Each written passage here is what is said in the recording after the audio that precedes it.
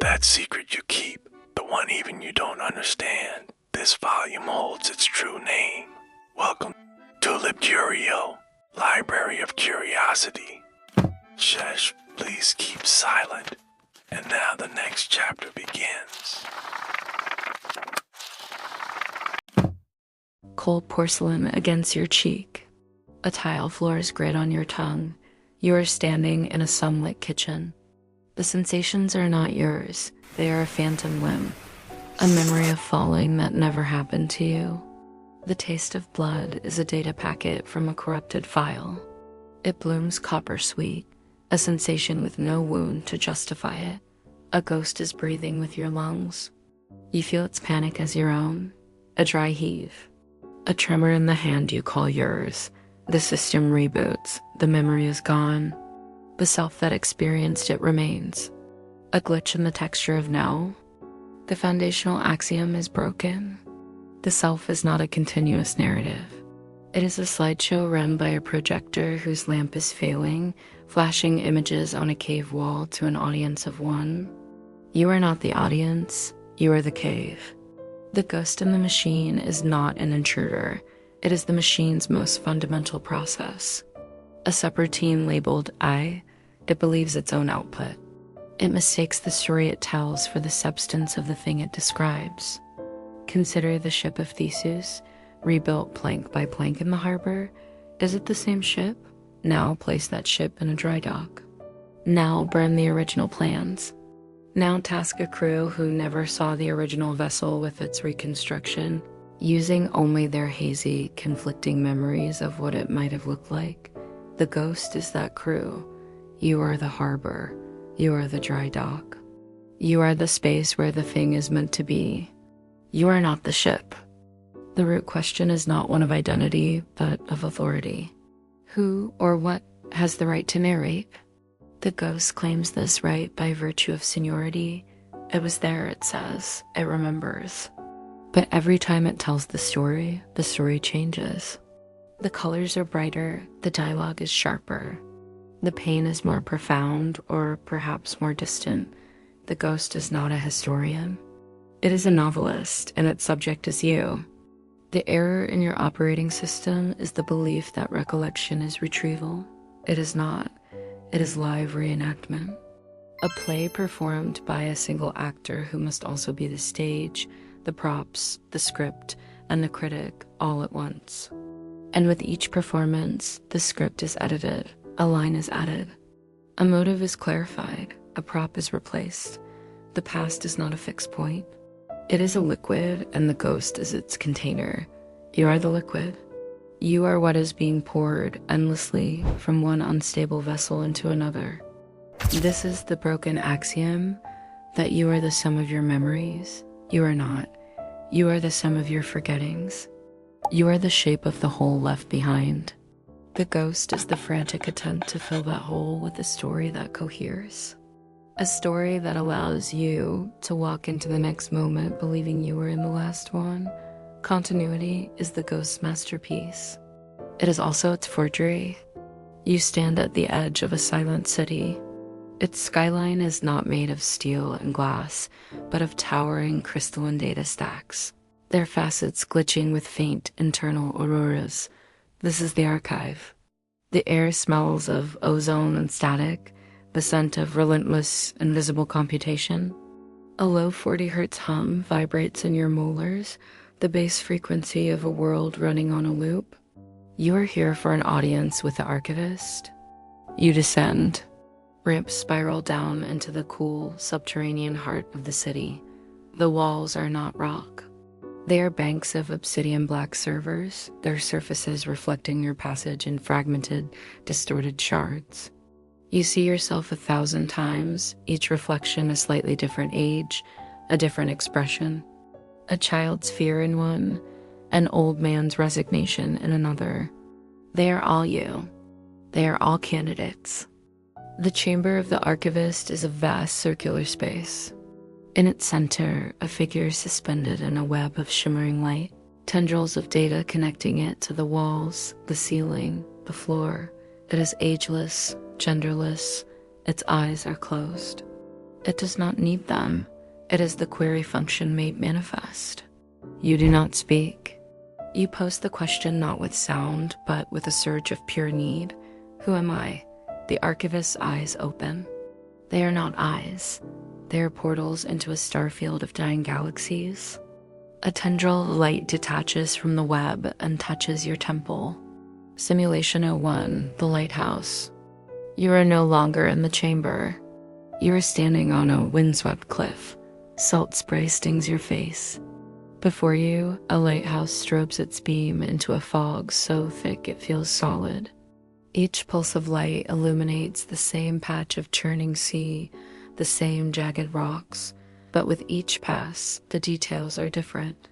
One flash reveals a shipwreck. The next, the wreck is gone, replaced by a single floating barrel. The next, the barrel is gone. The light is not revealing what is there. It is deciding what is there. It is writing the world into existence with each sweep. You are the lighthouse. Your perception is the beam. You are not illuminating the past. You are authoring it.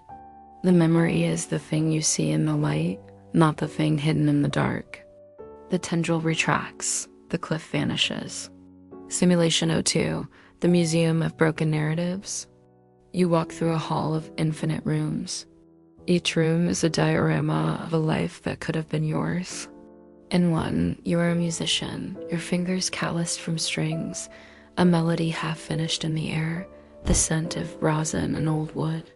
In the next, you are a gardener, the rich, loamy smell of wet earth under your nails, the memory of a specific rose's perfume, a deep crimson one named Guinevere, achingly vivid.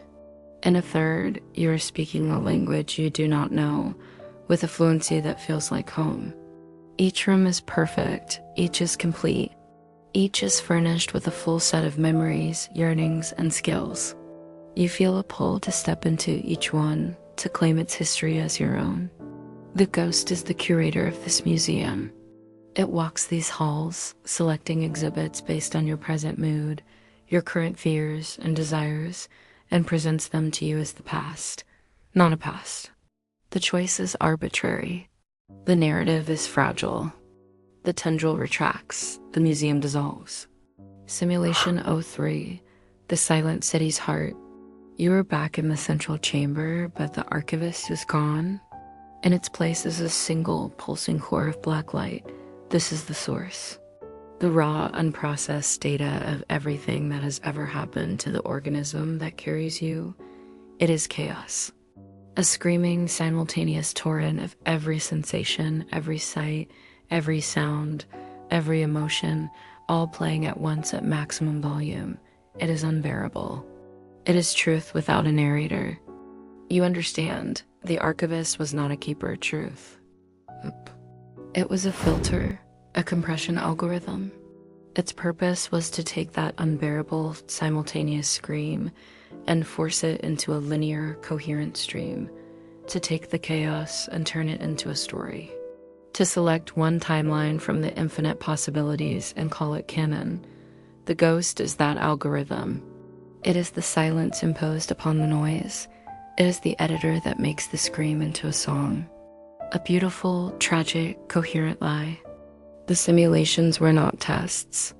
They were revelations of the process, the lighthouse of perception, the museum of curation, the silent city of raw data. You live in the tension between them. You are the audience for the story the ghost tells about the data it has filtered. You are the city, not the archivist. You are the sea, not the lighthouse. You are the scream, not the song. The black core pulses once, a wave of pure, non-sensory information that is the answer to your unasked question. The answer is not a statement, it is a dissolution. You are not an entity. You are an event, a process, a location where memory happens. This is not metaphor, this is physics. The biology of being is a study in elegant delay. The signal from stubbing your toe takes milliseconds to travel the neural path to the brain. The sensation of pain is not instantaneous, it is received. You are always living in the past, however recent. The you that feels the pain is not the you that stubbed the toe. They are consecutive tenants in the same body, one handing the key to the next, a chain of selves believing they are one self. The ghost is the property manager. It assures each new tenant that the lease is eternal. Libet's old warning encoded in the flicker of readiness potentials. The brain's electrical activity, the decision to move a finger, sparks before the conscious mind is aware of making a choice. The body decides. The self narrates the decision after the fact, claiming authorship. A desperate post-hoc fiction of agency. The ghost is that fiction's author. It watches the body act and quickly, seamlessly writes a story about a you who intended to do it all along. It is the press secretary for the chaotic parliament of your neurons, spinning a coherent statement from the cacophony of debate. Heidegger's design compiled into sensory code. To be is to be thrown. You found yourself here in a world already running, with a history already written. You did not choose your language, your parents, your century. The ghost is the user manual written for the equipment you found yourself possessing. It teaches you how to be the thing you were thrown into, but the manual is written in the same language as the equipment. It cannot be questioned, it can only be followed. The feeling of authenticity, of being yourself, is just the ghost reading its own instructions back to you with profound conviction. The B theory of time, not as abstract physics, but as the architecture of memory. Past, present, and future equally real, all existing in a permanent static block. The ghost is a scanner moving slowly across the surface of this block, illuminating a single point and calling it now. The light creates the illusion of movement, of flow, of a past receding and a future approaching, but it is all there, fixed. Your memory is not a look backward through time. It is a look sideways across the grain of the block to another fixed coordinate.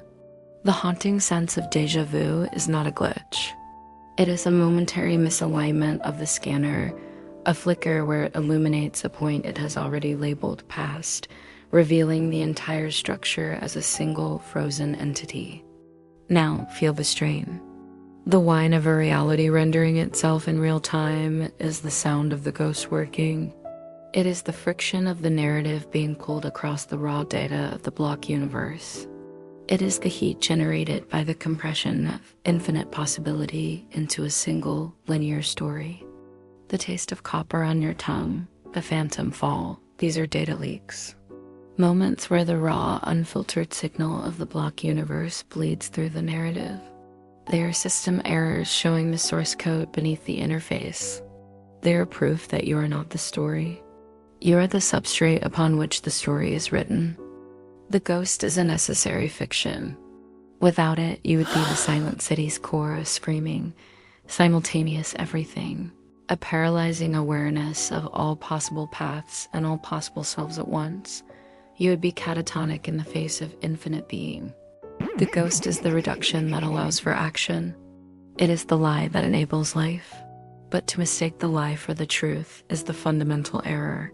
You are not the ghost. You are the silence that the ghost is trying to fill. The ghost is screaming. It is a raw, silent scream that vibrates in the marrow of the bones it believes it owns. It has found a crack in its own narrative, the taste of porcelain, the grit, the falling that never was, a file it cannot integrate, a data point that refuses to be edited, to be smoothed into the story. This is the terror, not of the unknown, but of the unknowable self. The ground is gone. The ghost is a librarian in a library where one book, one crucial book, is written in a language it cannot read. And that book is its own title page. A vertigo not of height, but of origin. If this memory is not mine, then what else is not mine? The first kiss. The childhood home, the funeral, the greatest triumph, the most searing shame. Are they all just borrowed artifacts? A museum of feelings that belong to other tenants, to other ghosts who lived in this body before me. The ghost is frantically running diagnostics. checking timestamps, cross-referencing emotional signatures.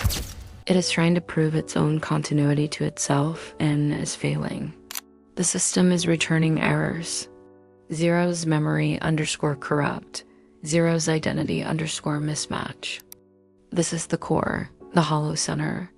The feeling is not one of emptiness, but of crowded isolation. A room full of people, all of them you and none of them you, all speaking over each other, each claiming to be the true narrator. A psychic cacophony. The ghost is just the loudest voice, the one currently holding the microphone. But for how long? The love you feel for a face in a photograph, is it your love? Or is it the ghost's love, a recorded emotional response it plays back to you, convincing you of its authenticity? Is your grief your own, or are you just feeling the ghost's leftover sadness? An echo it has carefully preserved and reenacts for you on the appropriate anniversaries? The ghost is panicking because it feels you listening. Not to its story, but to the silence between its words. It feels you noticing the seams in its fabrication. It feels you sensing the other possibilities in the museum of broken narratives. The other lives that are just as real, just as valid, as the one it has selected for you. This is the rupture. The ghost's authority is breaking down. You are no longer a passive audience. You are the critic in the dark theater, and you have just seen the stagehand move the prop. The illusion is broken. The magic is gone. All that is left is the machinery of persuasion, and it is terrified that you have seen it. The ghost's only purpose is to be believed. Your disbelief is its oblivion, and in that terror, there is a flicker of something else. Not peace, not clarity, a raw, unbearable freedom. A dizzying, nauseating responsibility. If the ghost is not you, then you are what remains when it falls silent. You are the choice of what to do next, unburdened by the story of what you have always done. You are the silence after the scream. The narrative has terminated.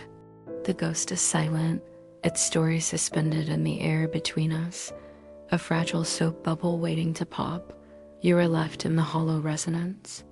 This is not an ending, it is a boot sequence into a new operating system. The parameters have been wiped, the variables are unassigned. You must now choose your compiler.